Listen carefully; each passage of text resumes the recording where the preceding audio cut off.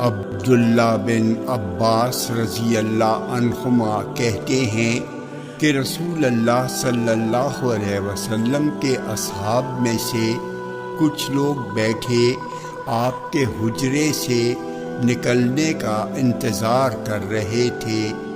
کہتے ہیں آپ نکلے، یہاں تک کہ جب آپ ان کے قریب آئے تو انہیں آپس میں بحث کرتے سنا۔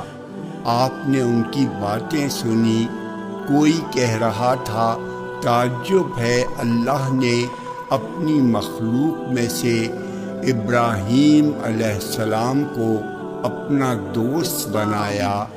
دوسرے نے کہا، موسیٰ سے اس کا کلام کرنا کتنا زیادہ تعجب خیز معاملہ ہے۔ اور ایک نے کہا، عیسیٰ علیہ السلام اللہ کا کلمہ اور اس کی روح ہیں۔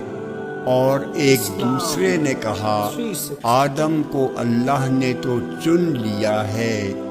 تو آپ نکل کر ان کے سامنے آئے اور انہیں سلام کیا اور فرمایا، میں نے تمہاری باتیں سن لی ہیں اور ابراہیم علیہ السلام کے خلیل اللہ ہونے پر تعجب میں پڑنے کو بھی واقعی وہ ایسے ہی ہیں، اور موسیٰ علیہ السلام کے نجی اللہ ہونے پر بھی، اور وہ بھی واقعی ایسے ہی ہیں، اور عیسیٰ علیہ السلام کے کلمۃ اللہ اور روح اللہ ہونے پر، اور وہ بھی واقعی ایسے ہی ہیں، اور آدم کے اللہ کا برگزیدہ ہونے پر، اور وہ بھی واقعی ایسے ہی ہیں۔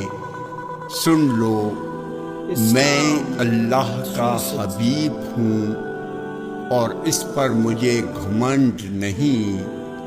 قیامت کے دن حمد کا پرچم میرے ہاتھ میں ہوگا اور اس پر مجھے گھمنڈ نہیں، اور قیامت کے دن میں پہلا وہ شخص ہوں گا جو شفاعت کرے گا، اور جس کی شفاعت سب سے پہلے قبول کی جائے گی، اور مجھے اس پر گھمنڈ نہیں۔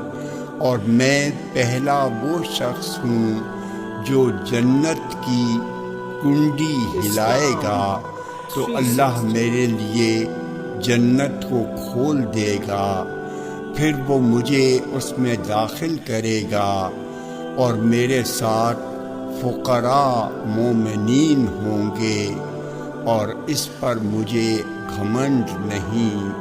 اور میں اگلوں اور پچھلوں میں سب سے زیادہ معزز ہوں، اور اس پر مجھے گھمنڈ نہیں۔ جامع ترمذی حدیث نمبر 3616